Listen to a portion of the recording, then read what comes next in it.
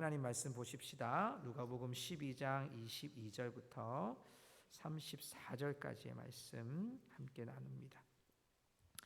누가복음 12장 22절부터 34절까지 우리 한 절씩 말씀을 교독하면 좋겠습니다.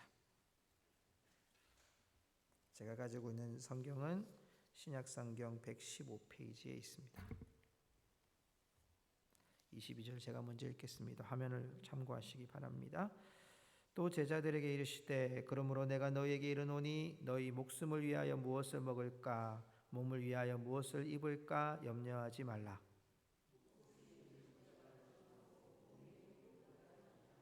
까마귀를 생각하라. 심지도 아니하고 거두지도 아니하여 골방도 없고 창고도 없으되 하나님이 기르시나니 너희는 새보다 더 얼마나 귀하냐.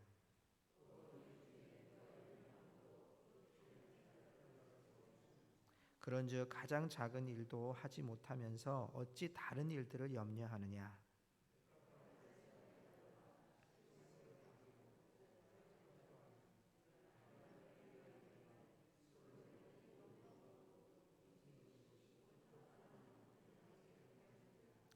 오늘 있다가 내일 아궁이에 던져지는 들풀도 하나님이 이렇게 입히시거든 하물며 너희일까 보냐. 믿음이 작은 자들아.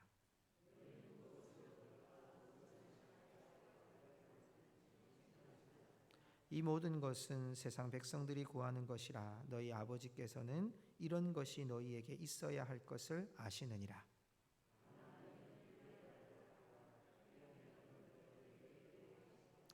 적은 무리여 무서워하지 말라. 너희 아버지께서 그 나라를 너희에게 주시기를 기뻐하시느니라.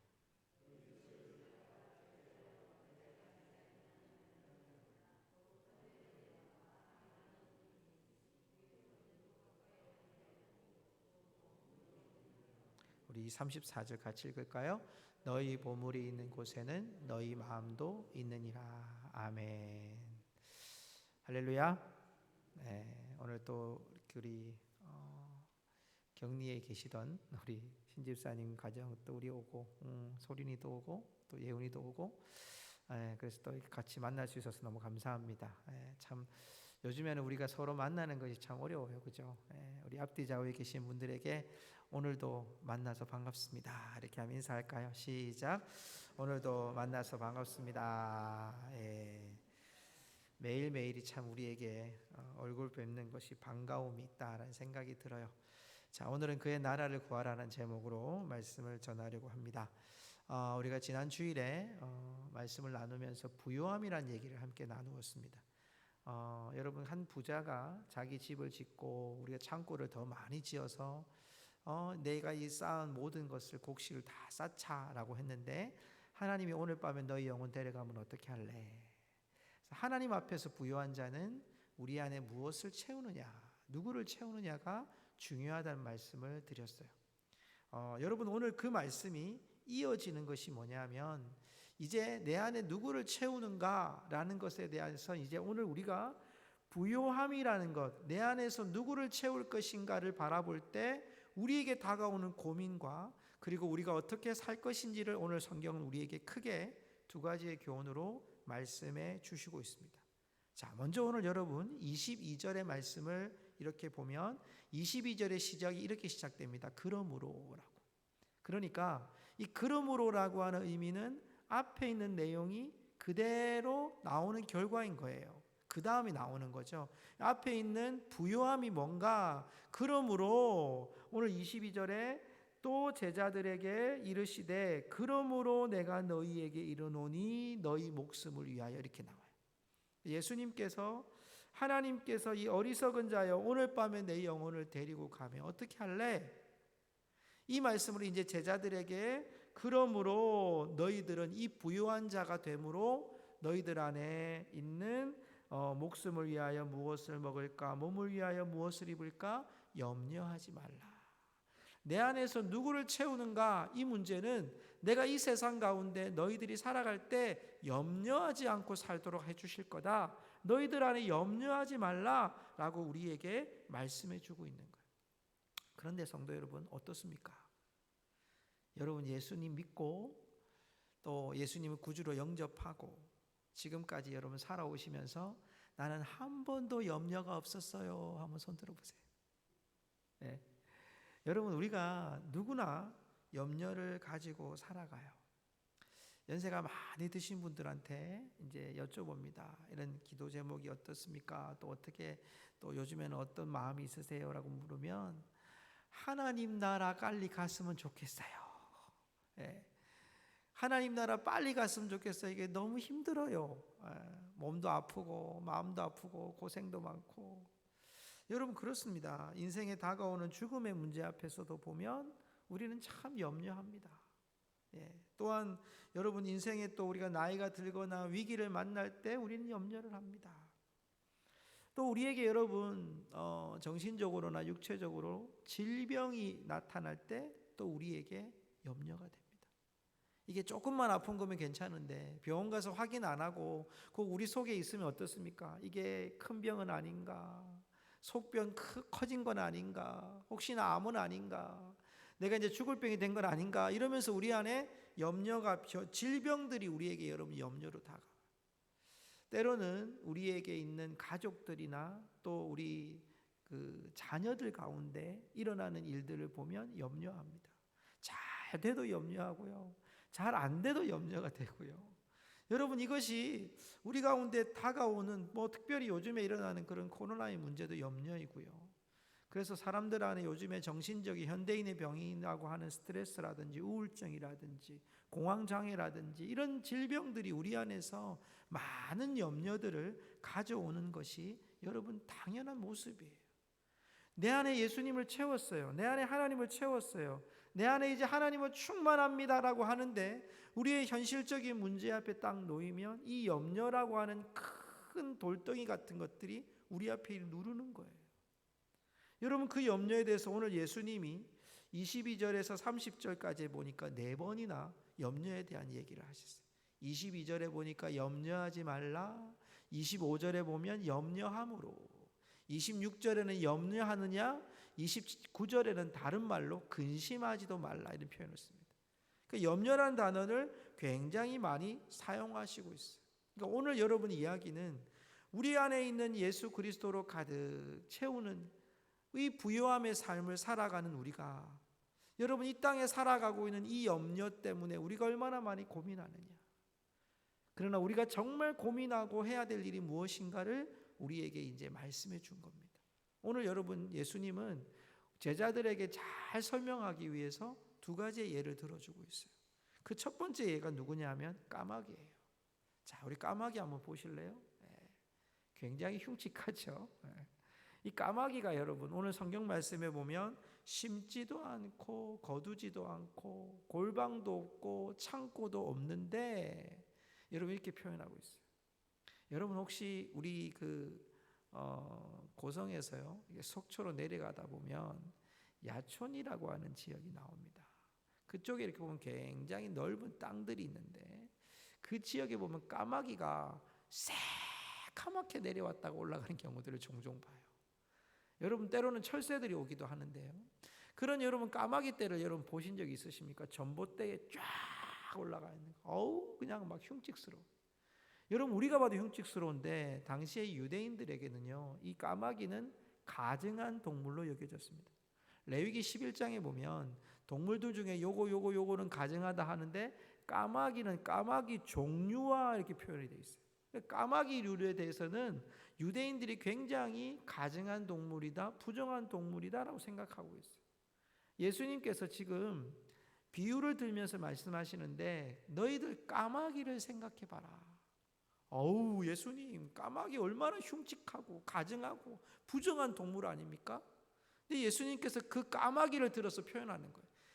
얘들아 봐봐, 까마귀는 심지도 않고 거두지도 않고 골방도 만들지 않고 창고도 만들지 않는데 하나님이 기르신단다. 그 가증한 동물, 골방도 없고 창고도 없고 심지도 않고 거두지도 않는 까마귀도 누가 기르신다고요? 여러분 크게 한번 대답해 주세요. 누가 기르신다고요? 하나님이 기르신다고요. 자, 이걸 잘 보셔야 돼요. 유대인들이 가증하게 여기는 까마귀조차도 하나님이 기르신다 이거예요. 그럼 우리는 어떨까요? 하나님이 기르시는 정도일까요? 자, 한번 그 다음 구절 한번 볼까요? 자, 25절을 보면요, 우리 25절 같이 읽어보십시다. 이 까마귀 비유 다음에 예수님이 이런 말씀을 합니다. 우리 25절 같이 읽겠습니다. 또 너희 중에 누가 염려함으로 그 키를 한 자라도 더할 수 있느냐. 자, 여러분, 걱정한다고 키가 크냐 이 말로 보이잖아요, 그죠?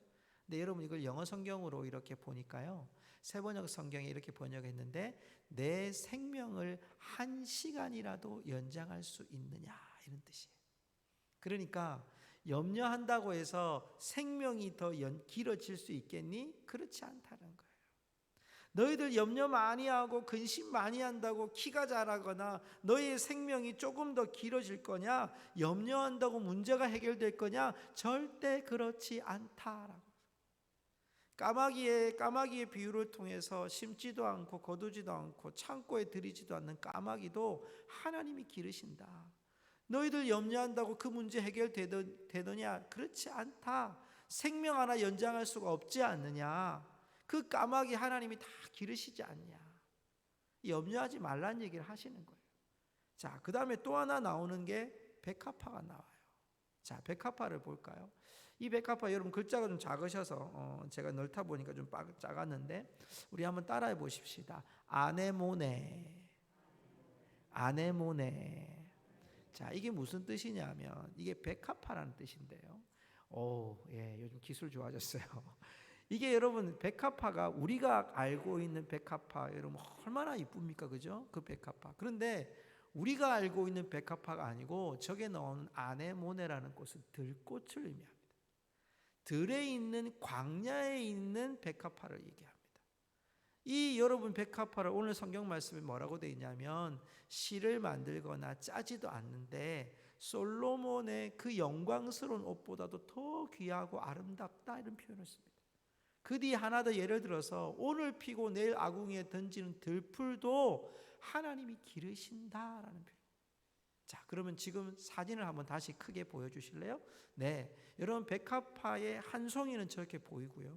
밑에 보면 좀 어떻게 보이세요? 큰 들판에 백합화 저 한 송이 한 송이들이 쫙 깔려 있는 거, 이 들꽃이에요. 이걸 지금 제가 이렇게 문헌을 살펴보니까 이 꽃이 들풀로 돼 있는데 그 들풀의 옆에 이 백합화 옆에는 꼭 무슨 나무가 있냐면 가시나무가 있다는 거예요. 그러니까 엉겅퀴나 이런 것들이 있는 가운데 백합화가 이렇게 들꽃처럼 아름다운 꽃을 누가 심었냐? 누가 갖고 왔냐? 누가 저렇게 예쁜 색깔로 이렇게 물을 들였냐? 그럴 수 없지 않냐? 여러분 이제 우리가 꼭 하나님께서는 우리가 이 부활절 되면 특히 요때쯤 되면 피는 꽃이 있어요. 여러분 잘 아시죠? 네. 지금쯤 되면 벚꽃 보러 가셔야 됩니다. 조금 있으면. 네. 지금 제가 설악산 쪽은 안 가봤는데요. 아마 좀 올라오고 있지 않나라는 생각이 좀 들어요. 서울에는 지금 윤중로에서 하고 있다고 지금 얘기는 들었는데 여러분 그런 벚꽃이 필 때 그 꽃 하나하나마다 누가 색칠합니까? 누가 여러분 간밤에 가가지고 살짝 색칠하고 오는 사람 없잖아요. 그 봄이 되고 이 시기가 되면 벚꽃이 피고 그 벚꽃 때문에 많은 곳 사람들이 와서 그 꽃과 함께 사진을 찍고 영상을 담기도 하잖아요. 여러분 이런 물들인 이 색깔들을 누가 했냐는 거예요. 하나님이 기르셨다는 거예요. 여러분 이 두 가지의 예가 무엇을 의미합니까? 여러분 그렇게 가증한 동물인 까마귀도 누가 기르세요? 하나님이 기르시고 들에 핀 백합화도 누가 기르세요? 하나님이 기르시고 너희들은 염려하지 말라는 거예요. 너희들 염려하지 말고 하나님이 기르신다는 거예요. 자, 우리 29절과 30절의 말씀을 한번 읽어볼까요? 29절과 30절 시작. 너희는 무엇을 먹을까 무엇을 마실까요?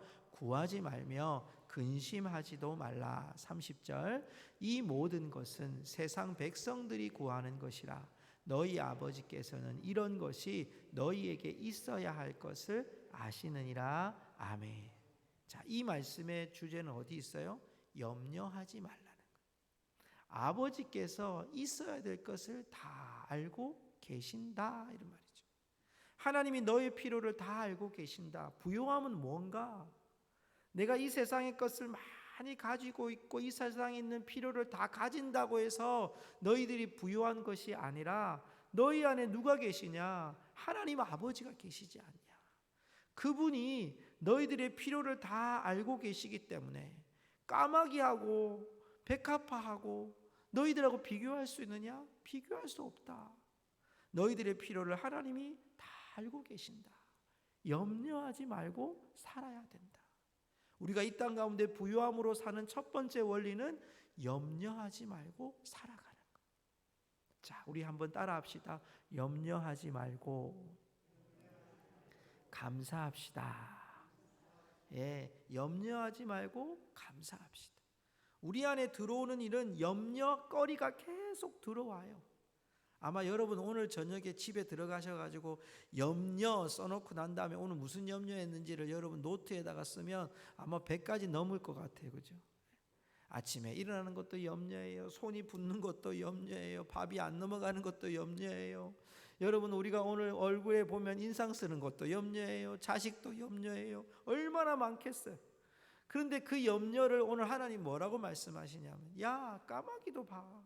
들의 백합화를 봐. 내가 그들 다 기르는데 너는 어떻게 할까? 내가 너의 필요를 다 알고 있단다. 염려하지 말고 감사하자. 여러분 우리 고난주간에 감사가 저와 여러분 가운데 고백되어지기를 주님의 이름으로 축복합니다.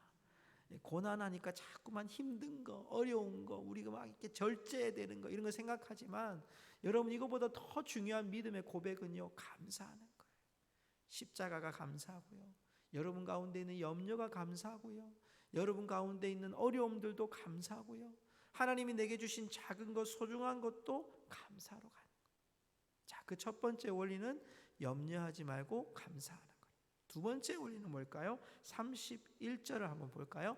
우리 31절 같이 읽어보겠습니다. 31절 시작.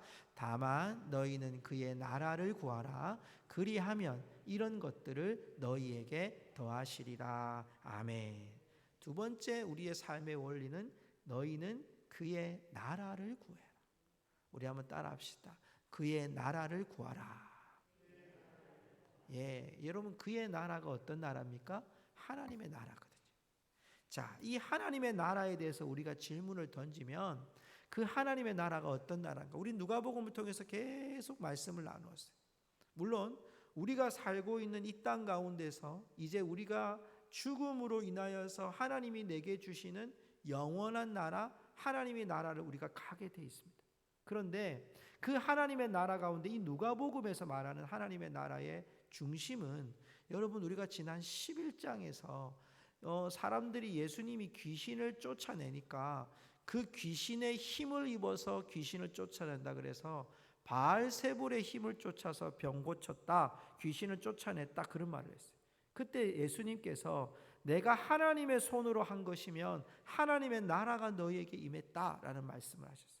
제가 그 말씀을 통해서 우리가 복음은 우리의 힘이다. 하나님의 힘, 하나님의 손으로 말미암아 우리에게 주신 하나님의 나라. 이 하나님의 나라는 천국이라고 하는 지역적인 하나님의 나라가 아니라 우리를 다스리시는 하나님의 나라. 예수 그리스도가 이 땅에 임하신 하나님의 나라. 여러분 그렇다면 우리가 이 땅 가운데서 부요함으로 살아가는 두 번째 삶의 원리는 하나님의 나라, 예수님의 나라를, 예수님이 우리 안에 거하심을, 예수님을 우리 삶 속에 채우는 삶을 너희들이 구하라 이런 뜻이에요. 자, 여러분 여기에 구하라고 하는 뜻의 의미는 여러분 명령이에요. 여러분 명령은 뭡니까? 우리 군인 군대에서 여러분 이 일들을 전쟁이나 이런 위기들이나 훈련들을 할 때 여러분 명령이 떨어지면 명령대로 해야 됩니다. 그런데 명령대로 하지 않으면 여러분 그 명령대로 하지 않으면 그 전쟁에서 질 뿐만 아니라 죽음을 맞이할 수도 있습니다.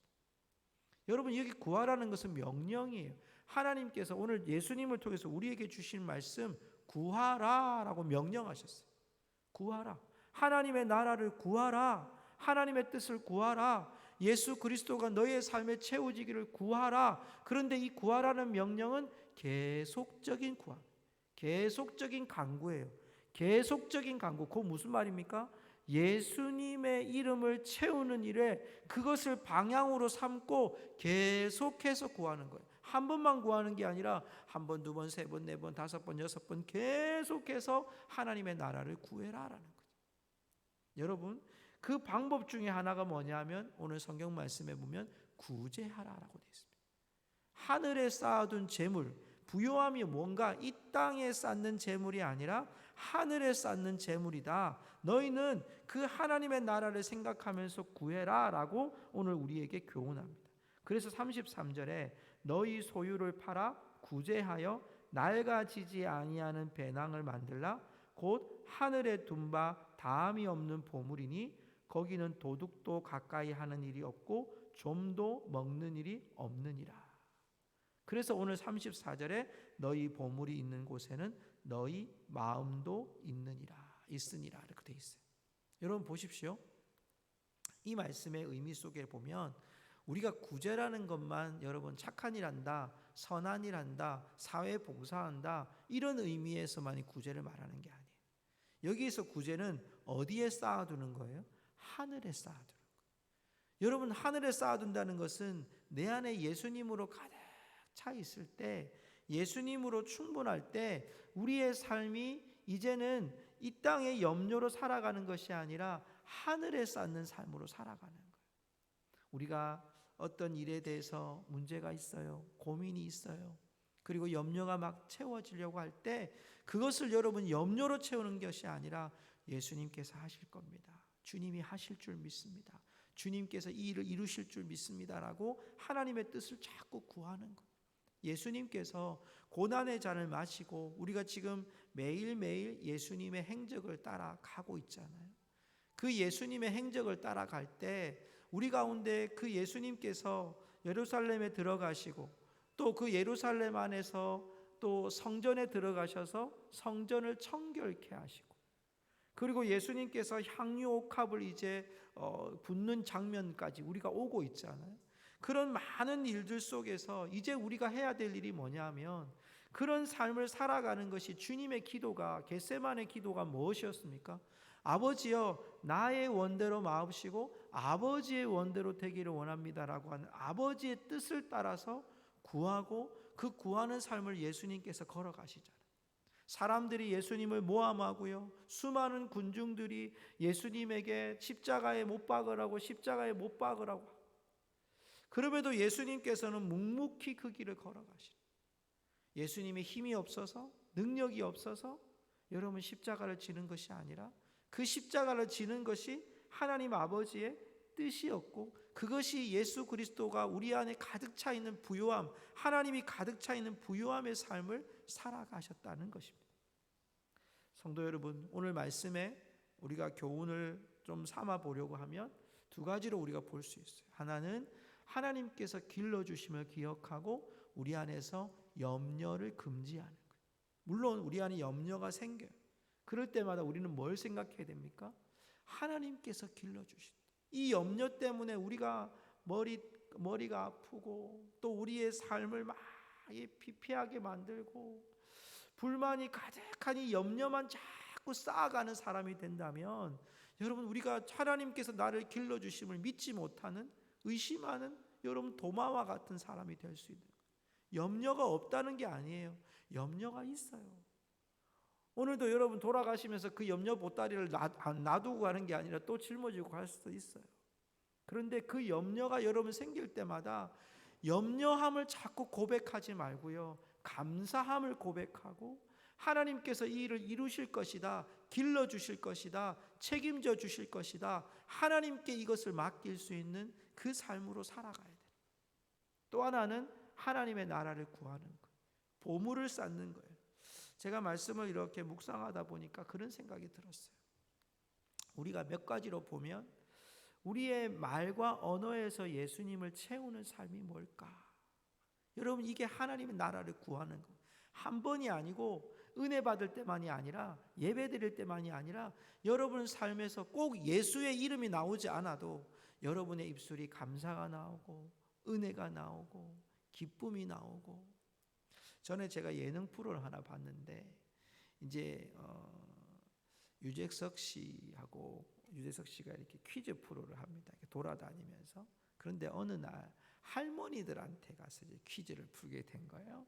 그러니까 할머니들이 이게 여러분 퀴즈에서 그날 이제 퀴즈를 맞추면 100만 원이 현금으로 주는 거예요. 근데 할머니들이 5명인가 이렇게 앉아가지고 이제 유재석 씨가 딱 퀴즈를 딱 내는 거예요. 맞췄을까요? 못 맞췄을까요? 네, 기대를 가지고 퀴즈를 맞춰버렸어요. 할머니들 5명이. 그러니까 한 사람당 20만 원씩 받는 거 이제. 얼마나 좋겠어요, 그죠? 막 좋아가지고 맞췄다고 막 할머니. 근데 어떤 할머니가 딱 이야기하면서 이거 하나님이 하셨다고 이런 거예요. 그랬더니 옆에 있는 분이 어떻게 하나님이 하신 거냐고. 우리가 맞췄지 이렇게 얘기하시는. 여러분 그래요. 꼭 이렇게 하지 않아도 괜찮아요. 근데 우리의 말과 언어가 여러분 예수 믿는 사람인 걸 우리가 모든 사람이 아는데 우리 입에서 여러분 은혜가 나오는 게 아니라 덕스럽지 못한 말들이 거짓이 분노가 그리고 우리 안에 막 채워진 이 염려들로 인한 걱정과 사람들에 대한 의심과 또 분리시키는 이런 말들을 우리가 여러분 막 이게 이간질하는 말들이 우리 가운데 나오면 그게 예수 이름으로 가득 찬 삶이 되겠습니까? 여러분 우리 입술에도 예수님의 이름으로 가득 찬 입술이 돼요. 시간은 어떨까요? 뭐 여러분 하루 종일 교회에 있으라는 얘기가 아니라 여러분의 시간 가운데 주님이 여러분 곁에서 그 시간을 관리하고 계시는지를 여러분 우리가 느끼는 거죠. 깨닫는 거죠. 체험하는 거죠. 주님이 계시기 때문에 컴퓨터 앞에 모니터가 주님이 옆에 계시면 우리 뭐 볼까 이렇게 생각하는 거죠. 여러분 주님이 우리 곁에 계시면 여러분 그것을 보는 것이 또 우리의 시간이 우리의 걷는 시간이 건강을 관리하는 시간이 주님으로 채워져 있는가? 많겠죠. 우리의 시선, 우리의 마음 여러분 이 모든 것들이 염려로만 가득 채워지면 여러분 그의 나라를 구할 때 우리의 마음에 자꾸만 이렇게 주저하게 되고 무너지게 됩니다. 성도 여러분 오늘 이 말씀 잘 기억하고 그의 나라를 구하라. 주님으로 채워지는 삶을 사셔서 여러분의 모든 인생에 염려가 다가올 때마다 감사하고 하나님께서 길러주시고 하나님께서 필요를 채워주실 것들을 기대하면서 우리의 삶의 방향은 끊임없이 주님을 채워가는 삶으로 주님의 말씀을 채워가고 주님의 은혜를 채워가고 주님의 하나님께 드릴 우리의 예물을 채워가고 우리 안에서 계속해서 주님이 원하시는 삶으로 우리의 방향을 채워가는 삶. 그것이 오늘 우리가 이 시대를 살아가야 될 지혜라고 생각합니다. 오늘 이 말씀 속에서 하나님의 나라를 이루어가는 우리 모든 백성들이 우리 성도들이 되시기를 주님의 이름으로 축복합니다. 기도하십시다.